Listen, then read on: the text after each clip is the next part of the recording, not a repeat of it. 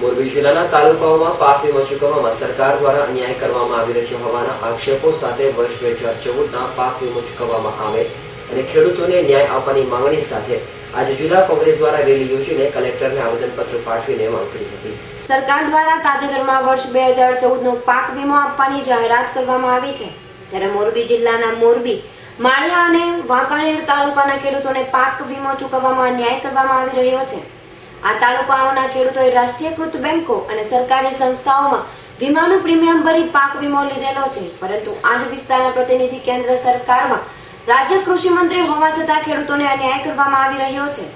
ત્યારે આ મામલે મોરબી જિલ્લા કોંગ્રેસ પ્રમુખ મુકેશ ગામી, જિલ્લા પંચાયત વિપક્ષના નેતા કિશોરભાઈ ચીખલિયાની આગેવાનીમાં કોંગ્રેસના 100 થી વધુ કાર્યકરોએ આજે કલેક્ટરને લેખિત આવેદનપત્ર પાઠવી આ મામલે ઉગ્ર રજૂઆત કરી છે.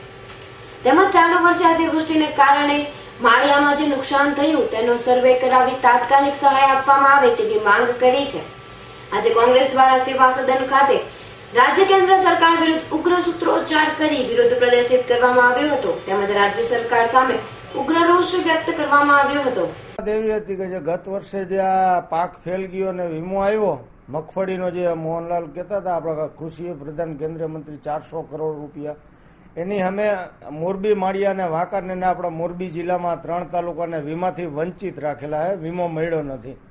એને તો વીમો મળે એવી અમારી માંગણી છે. અને બીજું કે જે અતિવૃષ્ટિ થઈ એમાં પણ જે નુકસાન થયું એનું તાત્કાલિક સર્વે કરી અને તાત્કાલિક ખેડૂતોને સહાય મળે એવી કામગીરી કરે એની અમારી માંગણી હતી.